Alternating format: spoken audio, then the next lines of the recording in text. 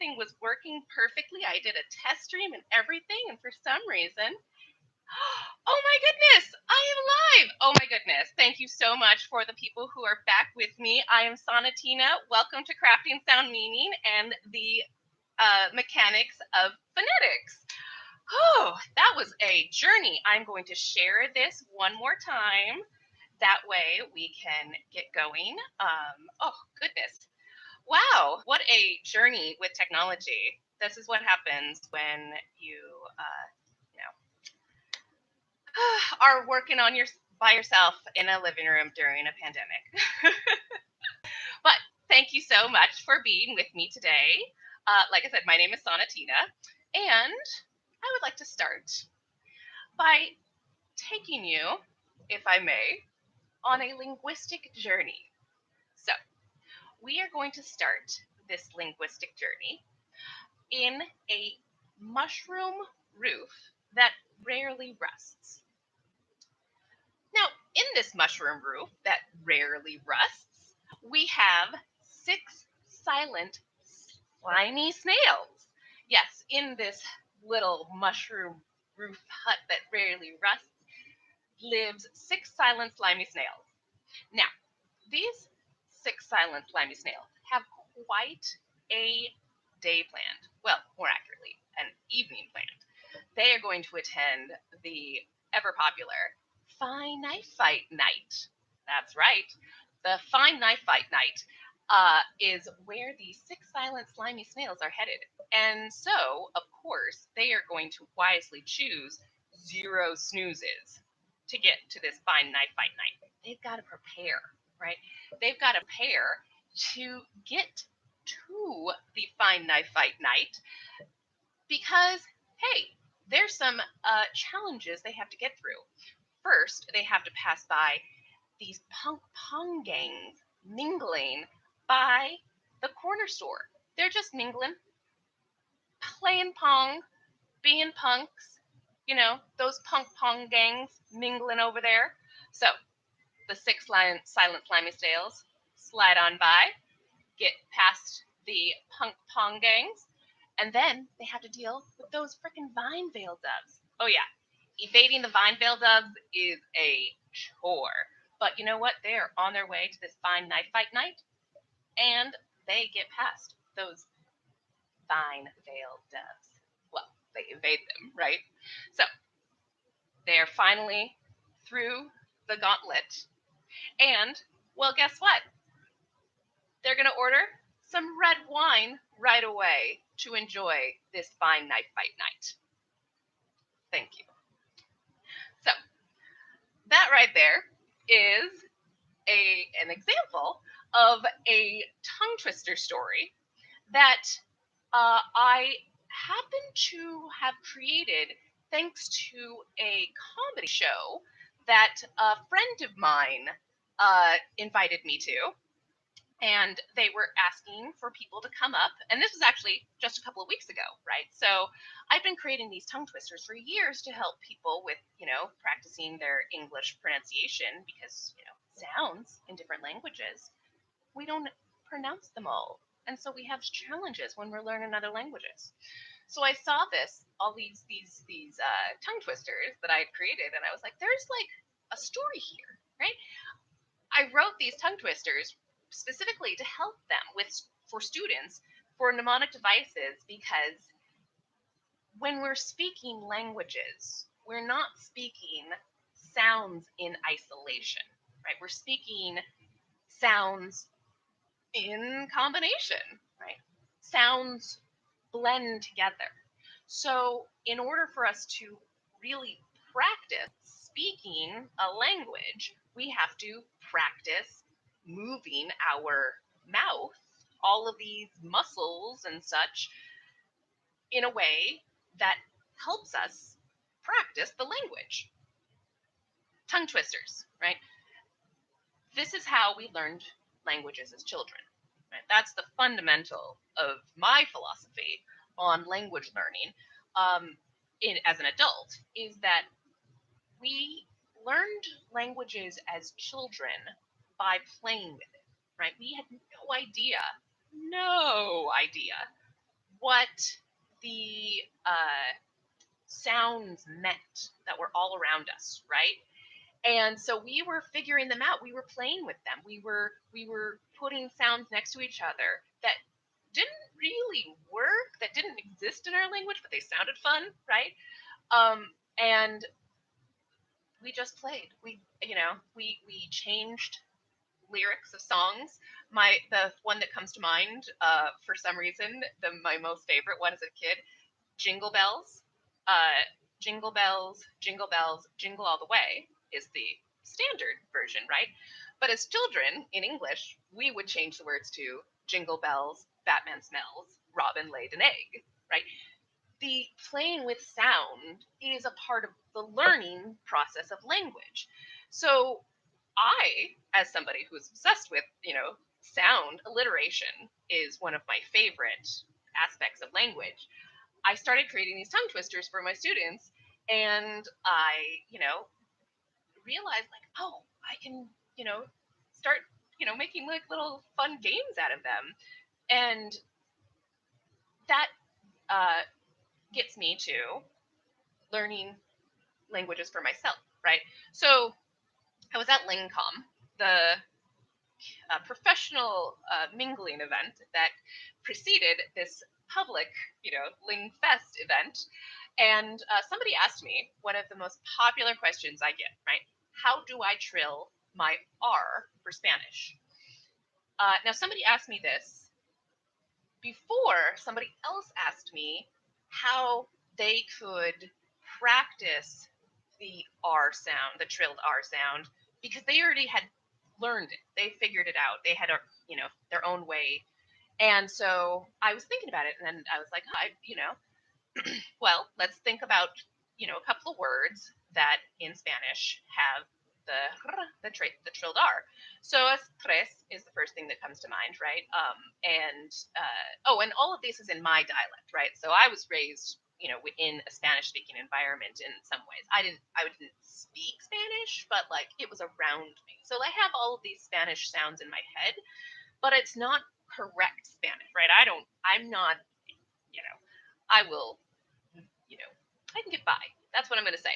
But this is how the language sounds to me, and I know I'm comprehensible to people. They might think I have a funny accent, but they can understand me, and I can generally understand them, right? So, tres is the first word that came to mind when when I was thinking, oh, okay, so trilled R's.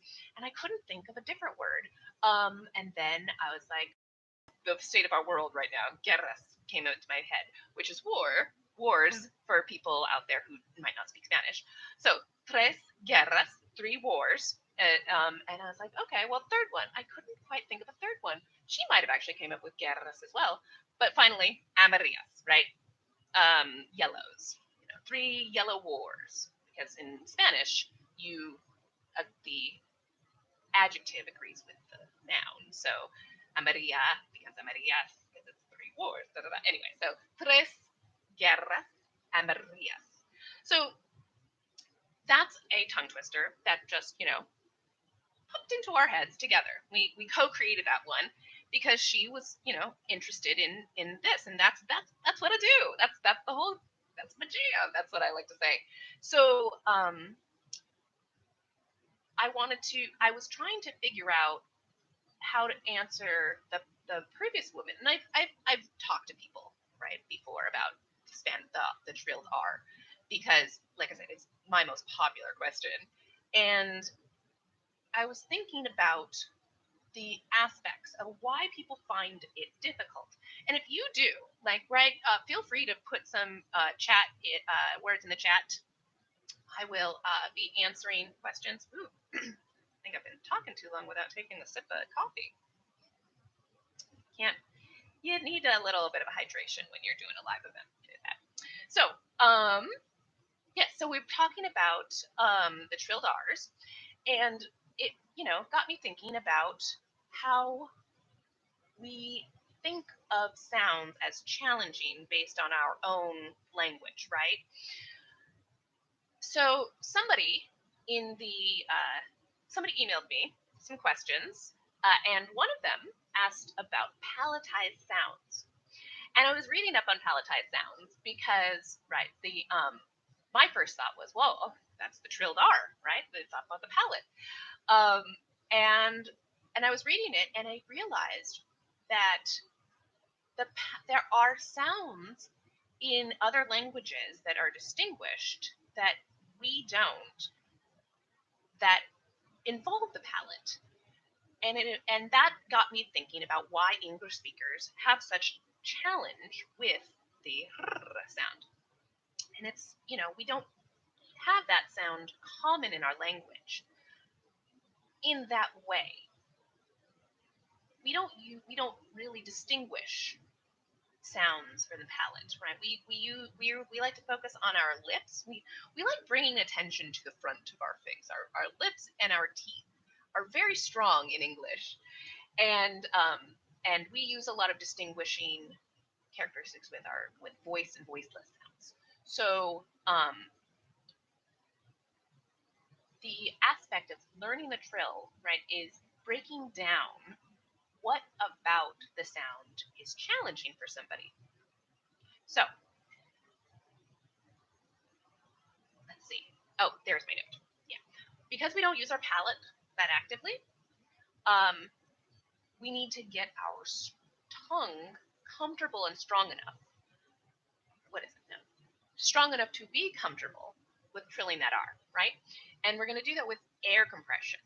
So, like a muscle, right? We're going to treat our tongue like it's a muscle, which it is, and train it to do the actions that we want it to behave in when we want it to do those things.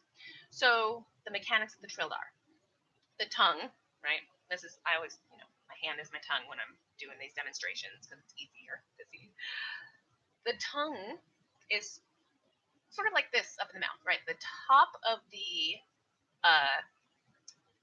tongue is really tightly held up against the roof of the mouth, the palate, just behind the teeth, right? So this is just at the front of the mouth. We're not dealing with the back of the palate at the moment. Now, as you're holding that tongue at the top, very tightly, you're going to breathe out. You're not going to do anything else. Don't worry about what anything else is doing, right? All you want to focus on is the tongue at the top of your mouth and breathe out as hard as you can.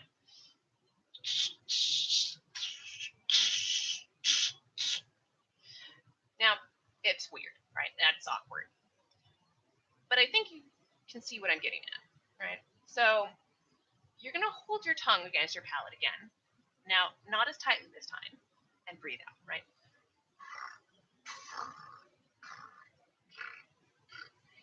Doesn't matter what my lips are doing, right? All I focused on is my tongue pushed up against the roof of my mouth, right at the top. That's easier for me, obviously, to round my lips and direct it all out. But some people might feel more comfortable, right? It's all up to you based on how do you feel, right? Do you feel the vibrations? Can you see what I'm getting at? The air is trying to get between your tongue and your palate, and you're training your tongue to stay up there and get used to just vibrating there. Once you're comfortable with that movement, right, then you can start worrying about the other aspects, the other mechanics of how the sound is made, right? So for the Spanish R, for the trilled R, right, it's an R sound. So for R, we tend to have our lips are weird. You can see. It's like a purr. So,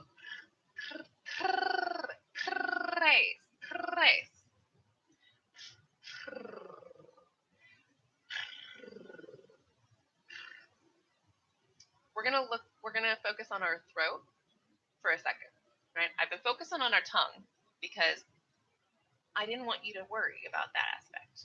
But of course, since this isn't a lesson that I'm teaching you directly, I can't assume that you can do these practices, but I'm going to hope you work.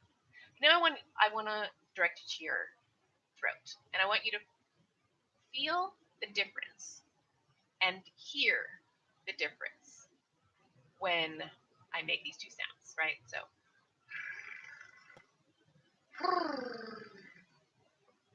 is there any difference between them, right? That is the sound like you might think of a cat's purr, right? There's not really much vibration, right? You can kind of feel something, but it's not coming from the middle. It's coming from sort of like the whole, my tongue vibrating, right? But if I go, all of a sudden there's this vibration.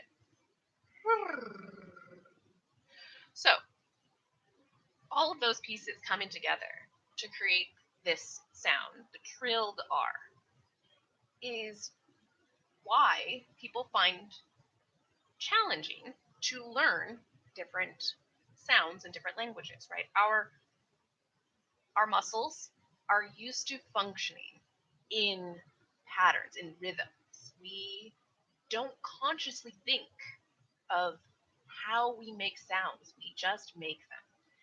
And in fact, when somebody brings attention to how we make sounds, it can sometimes make it challenging for us to actually speak, right? So the process of learning a new sound isn't easy,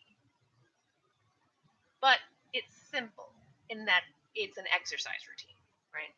Now, if you were practicing along with me, you might not have been, hearing the same sounds as, I've been making from yourself, but that doesn't mean your tongue isn't learning, right?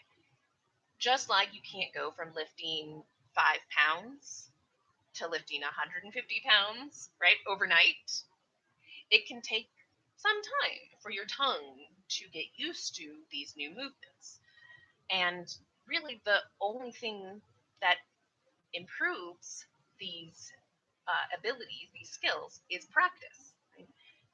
And that brings me back to the tongue twister story at the top of the lesson, or at the top of the hour, because it is about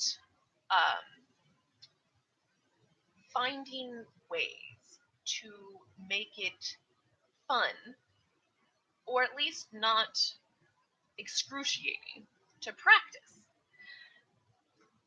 I happen to enjoy language games, right? I really love alliteration, so you'll see that in a lot of my writing and a lot of my videos. Well, obviously, I am obsessed with phonetics, right? Because the sounds of languages just fascinate me. Now, I can't say I am an expert on every single sound that exists in, human languages, because I am but a humble, ESL teacher branching off into linguistics communications. But I have done a lot of research on figuring out, how do you learn of language? Because it isn't just about learning another language. Part of sound meaning, right, is it's about being sure that you are communicating with the person that you're communicating with. The sounds that we use are just the vehicle to communication. That is often lost in language and in linguistic studies. So that's what I really want to encourage people to take out of this today, is that we all speak with an accent, and learning how to hear other people's personal idiolect, right? The individual way a person speaks is their idiolect. And we forget that people don't fall into categories, or they're not stereotypes, right? The way somebody sounds doesn't necessarily lend itself to you knowing who they are, right? So sound has many connotations in English, right? And again, as a language nerd, I chose this business name because a sound investment in English indicates something that is assured, right? It is secure, it is stable. So sound meaning in a metaphorical sense connotes a sense of secure understanding, right? You are sure that you are conveying your intentions and understanding the other person's intention. Crafting is a also a very flexible word in English, right? So crafting is about making, right? Generally, people think of physical things, right? Knitting, woodwork, collage, crafts. But it also implies building, right? Creating. You're crafting something. You are, an artist crafts a piece. And so crafting sound meaning is about learning how each other, how your fellow person uses sound by becoming more aware of how you use sound, right? Now, a little sip of coffee before I fold into the next phase of the stream of consciousness that is the mechanics of phonetics today. So, um, the reason that I happen to be so focused on the analysis of sound comes from my personal experience as an autistic person, right? Uh, I actually didn't know I was autistic up until a few years ago, but as soon as it became clear to me, I was like, oh, that makes a lot of sense. That makes so much sense. So, as a neurodivergent person, right, we're used to being very misunderstood because, as the name implies, we are not the standard, right? We know that our form of communication isn't quite what other people are, how other people communicate. We know there's a disconnect. So we spend a lot of time analyzing what are people really saying with their words. Now, not everybody does, right? There's a perception of autistic people also as living in their own world, right? I mean, honestly, I can't blame them. If I had to do, if I didn't have to do all of this work to figure out other people and I could just live in my own bubble of life, I very well may have. But, I'm a social person. I like getting to know people. So this has became a special focus of mine, right? The special interest, the intense focus. That's what I tend to call it. It's just an intense interest. It's a bit of an obsession because it helps me learn. It helps me learn about others, and it helps me, engage with the world more successfully. Right? My extroversion is aided by my ability to communicate. So I want to be able to communicate in the best way possible, and that's where linguistic studies have been. Language studies, linguistics. Uh, linguistics is language studies. That's what I was trying to get at. So the study of sound, the study of communication, is the whole, raison d'etre of crafting sound meaning. And to that end, now I don't really have what is it, an agenda for today. I had notes, right? But I was also, hoping to answer questions in the chat if anybody has any. Now, somebody did ask for a resource in terms of how to practice, right? where's one of the best resources? And this is honestly the interactive sagittal section is a classic. It has diagrams and lots of just videos and audio examples of sounds that you can practice. So there's a lot online, and honestly, Wikipedia is probably the number one resource for your entry into the linguistic sphere. Right? There's something about, I guess, Wikipedia that linguists love, because every single time I come back to an article, it seems like it has just grown by double or such. So, honestly, my favorite, if you couldn't guess, is obviously the phonetics entry on Wikipedia. So, the phonetics has a lot of different aspects, right? Hence why I can, have a business basically teaching people how to speak. So one of the things I wanted to focus on was the manner of articulation, right?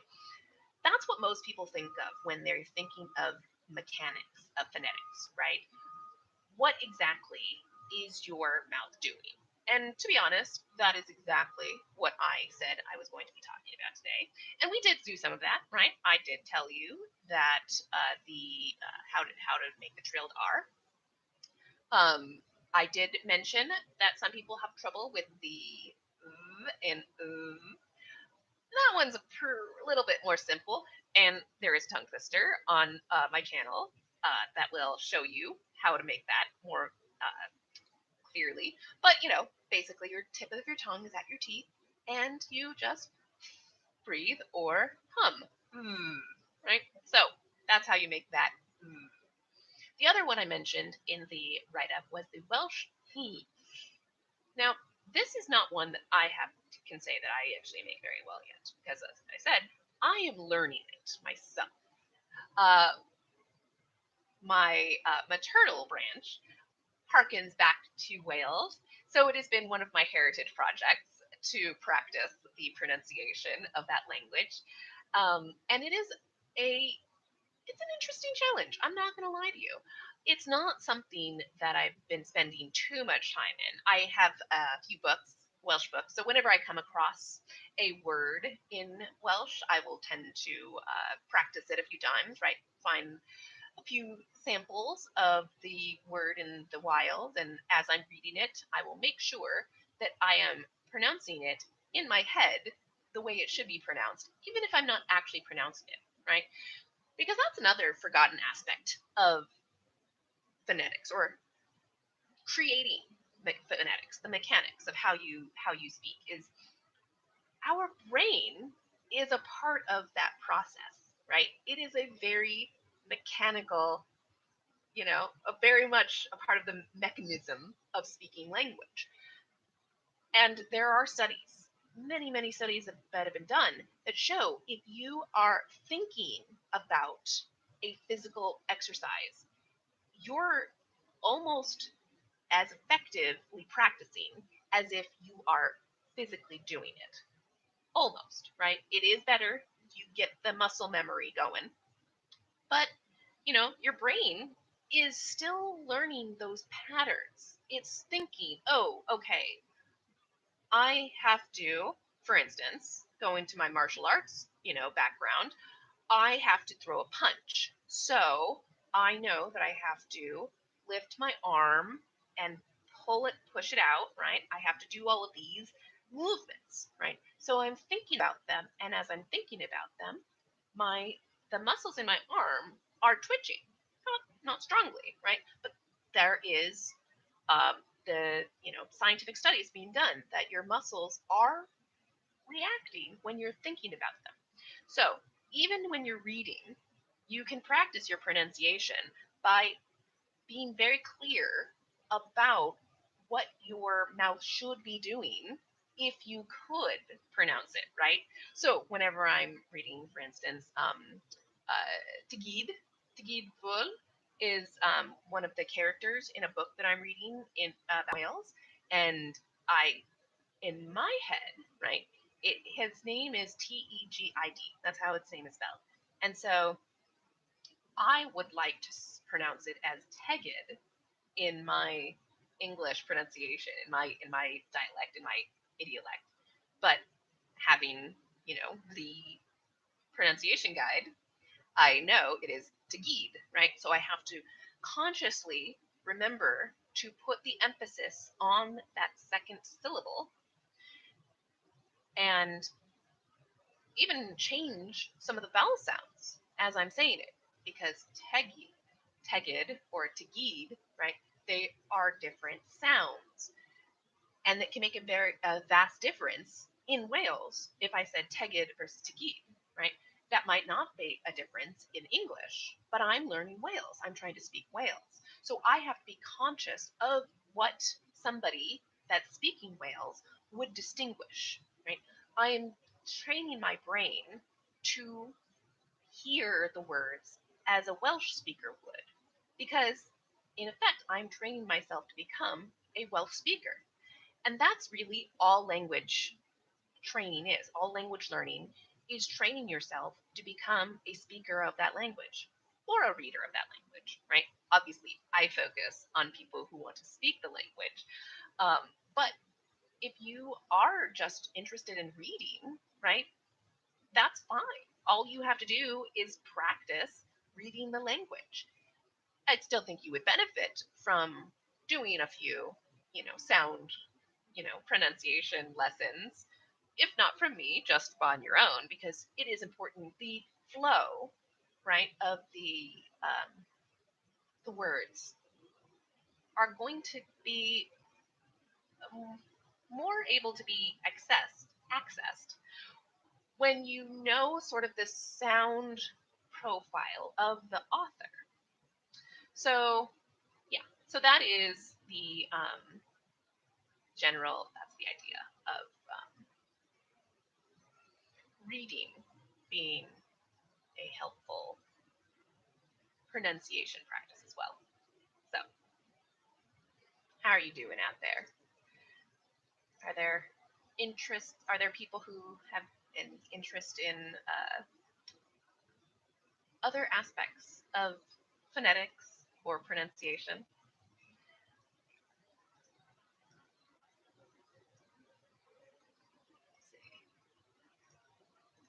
Oh, there we go. So, another aspect that I always find is interesting to what is it? People focus a lot on the mouth when they are trying to learn pronunciation. And it's a good, you know, thing to do. There's a lot of stuff going on in the mouth, but it's actually about the sound, the air, right? The air and how the air comes out of you to produce acoustic energy, right? So basically, we have the voiced sounds, the vibration, and unvoiced sounds, where you just breathe. The difference is in how your vocal cords, right? You have these. Let me pull up and see if I can get. Oh, there you go. So, see, I was trying. I tried to pull it up. Because there it is. So, let's see. So basically, you have a vocal cord. Um, you have an organ in your throat. Sorry, called the larynx, and the larynx has these folds, right? It has it's like a little triangle, and it opens or closes based on this what your sounds you're trying to make. Very unconscious, right? You don't even think about it most of the time, but that's the difference in the vibration, right? We have, so in that instance, the folds totally open, right? There's no restriction, so you're not hearing anything. The air is just able to flow.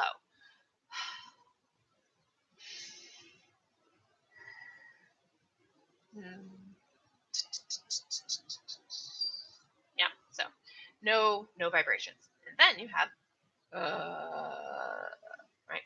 In this, the folds have been brought together, and just like when we were practicing that R, right, the air is trying to separate them. So we hear a vibration. We hear some sound coming out of our throat. So a lot of the sounds that we experience, at least in a lot of the English or Western languages, that well, actually most languages, right? The sounds come from your throat, right? Not necessarily from the mouth. There are obviously sounds that come from the mouth, but focusing so much on one aspect and neglecting another aspect makes it more challenging for you to learn the entire language. So, for English and most languages, actually, I think, yeah, it's just a standard of the type. I have. It's. Are you? Can you tell that this is one of my first live events? So, voicing. When your voice vibrates, when your voice box, when the folds in your epiglottis, in your voice box are closed, right? That's called voicing. And vowels are all voiced, right? E, oo, a. Right? That's really where the sounds come from. That's what vowels are. They are voiced. They are unrestricted. So there's nothing really there's no blockage in the mouth. It's all in the throat, right? Those are vowels. So we contort our mouth to push the air in certain channels that the sound comes from our throat. So the sound comes from our throat, and we push the air based on our tongue and our lips and all of these different articulators to create the various vowel sounds. E, oo, ah, o, right? So now, of course, as this is language, there are exceptions, right? Whispering, I can whisper a vowel. I'm not even sure if you can hear those. But yeah, so in that case, we are holding our folds a little bit farther apart, so we don't hear the vibrations as strongly. Now, for consonants, they could be voiced or unvoiced, right? We have and. So this is the main difference for consonants, and this trips up a lot of people, right? It's these sound differences, right, don't exist in every language. So let's look at the O and sound, right? So the L and R sound are two sounds that are very, very commonly elided, right? They are made into one in a lot of languages because they don't distinguish. Like the languages, evolved in such a way that those two sounds didn't become meaningfully distinct, right? In English, they did, right? Liar, ryer, two different words, right? I don't even know if ryer is a word, but it sounds like it could be, which is a whole other subject. But in Japanese, those two sounds don't have a distinct quality between them. They're not distinctive in terms of meaning. So when somebody is learning English from Japanese, they have to spend a little bit of time focused on practicing holding their tongue and training their ear to tell the difference between ul and right? So you can see they're made very distinctly, but they're close enough that some languages just make them into one meaningful sound. You can train yourself to distinguish them. That's what, pronunciation practice is all about. At the same time, you're probably not going to be perfect every single time, right? And that is the mistake I think a lot of people make when they hear about pronunciation lessons, right? There's an old saying about accent reduction, right? Not saying. The industry used to be very focused on accent reduction, as if anybody doesn't have an accent, right? We went over that earlier. We all have accents. We all have idiolects. So the current understanding for pronunciation practice isn't about reducing your accent. It is about figuring out what sounds exist in the language you're trying to understand and where do you have trouble distinguishing, understanding those differences, right? When you're able to figure out why somebody might misunderstand you, you can correct yourself and move on with the conversation, right? That is the real skill of a native speaker. We make mistakes all the time. I'm sure you could go through this entire, 50-ish minutes that I'm going to be recording, maybe a little longer, and say, wow, she made a lot of mistakes. She doesn't know how to speak English. But we all know that's not true. We all have our individual ways of speaking. And when we have instances of miscommunication, we have skills that teach us or that have trained us how to fix those misunderstandings, right? So as a native speaker, if I am, trying to say liar and I accidentally say liar, I will say, oh, liar, right? It's an automatic, my ear heard, nope, that was wrong. You want to change that. And I fixed it. And nobody probably even noticed if I did say that wrong. But somebody who doesn't regularly make a distinction between those sounds isn't going to necessarily hear themselves, make the error, right? In a fast conversation. So when somebody is like, wait, what was that? They might not understand like what exactly they were misunderstood. So if you happen to have the skills of like, oh, I might have been speaking fast and, oh, I meant this word, right? There we go. On with the conversation. Now, my goal, my hope is that the other person, right, instead of saying, what was that, would be like, oh, wait, did you mean this, right? They know that they are mishearing something, but they want to help the other person, right? And so helping somebody who's speaking your language, who is learning your language, and it might be their second or third or fourth, right?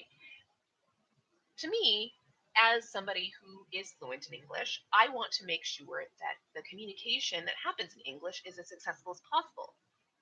I depend on others when I'm speaking Spanish to help me a little when I'm having some communication challenges.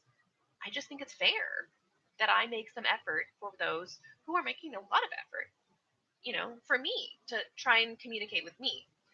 So it's really exciting to see the future, I feel, of this aspect of linguistics and language teaching, because we are moving into a much more interconnected world.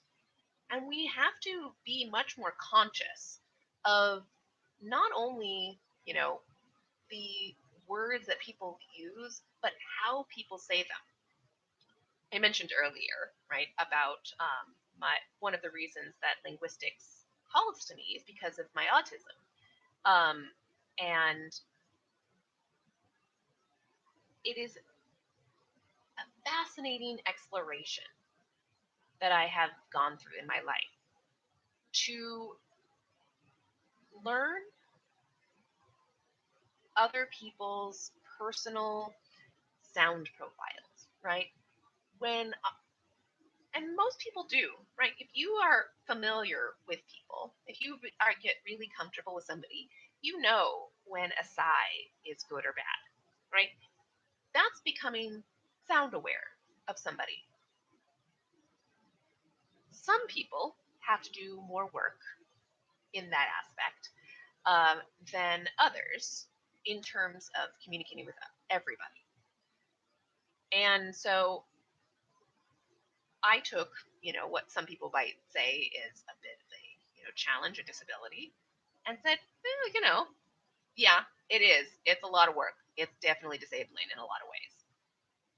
It also has given me a great perspective on how communication works in our world, right? Language creates reality.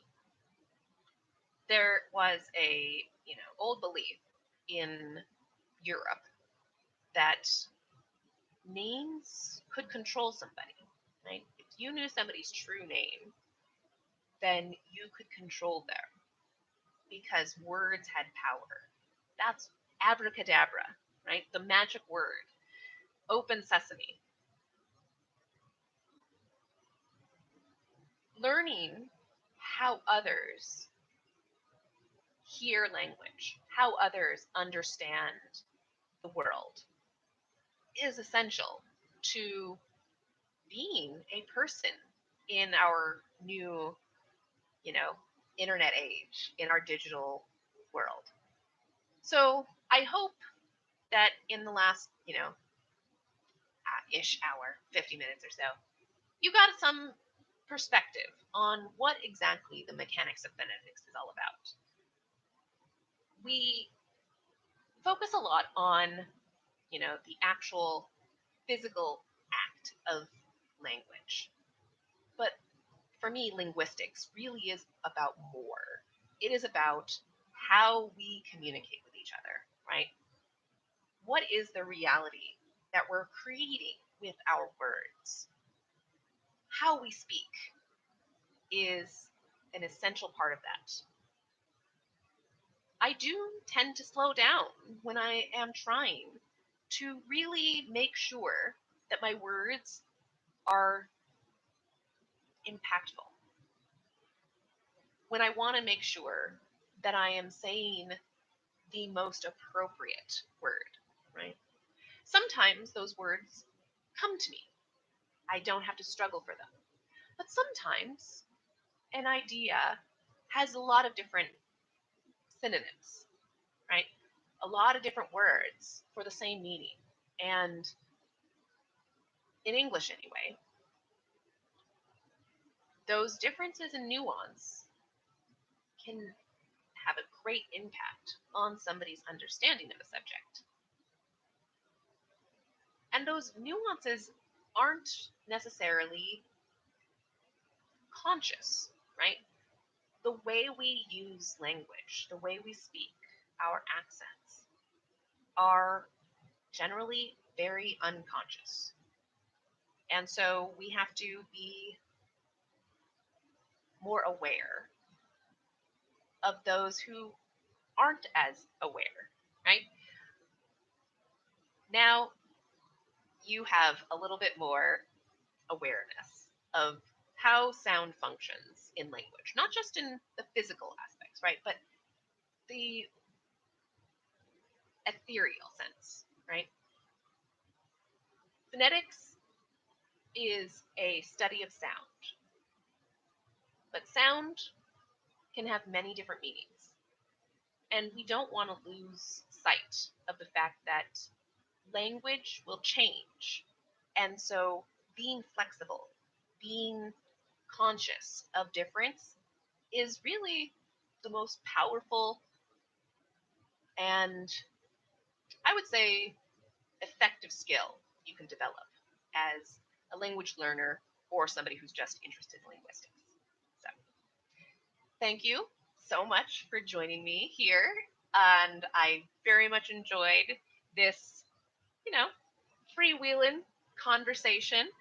I appreciate the questions that people sent in to me beforehand, and I hope that you will check out other LingFest events. I especially want to thank Gretchen and Lauren, Gretchen McCullough and Lauren Gawn, in her Australian English, um, for putting this on as you know as a Lingthusiasm project, or just as enthusiastic linguists, right? So thank you so much for joining me here today, and I hope I will see you again soon. Bye.